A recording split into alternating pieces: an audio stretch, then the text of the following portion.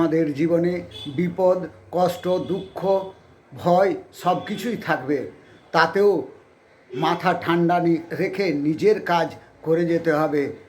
সেই কাজ করে গেলে একদিন আপনি সফল হবেন। তো এক্ষেত্রে একটি গল্প বলি, শুনুন। একটি হরিণ সে জঙ্গলে ঘুরছিল, তেষ্টা পেয়েছে। তখন সে তেষ্টার খোঁজে চারিদিকে ঘুরে ঘুরে জল পায়নি। সে তখন একটি তালাব দেখতে পায়।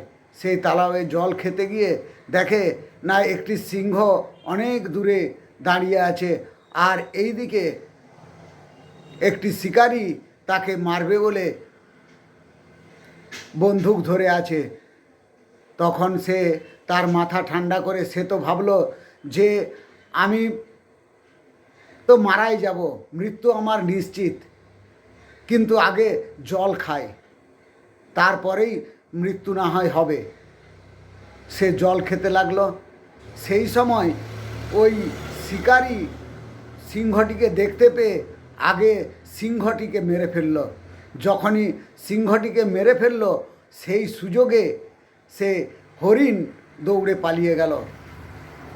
আমাদের জীবনে সেই রকম বিপদ আসবে, কিন্তু আমাদের বিপদের সময় ভেঙে পড়লে চলবে না। মাথা ঠান্ডা রেখে আপনি আপনার লক্ষ্যে কাজ করে যান, দেখবেন সব বিপদ ভয় কেটে যাবে।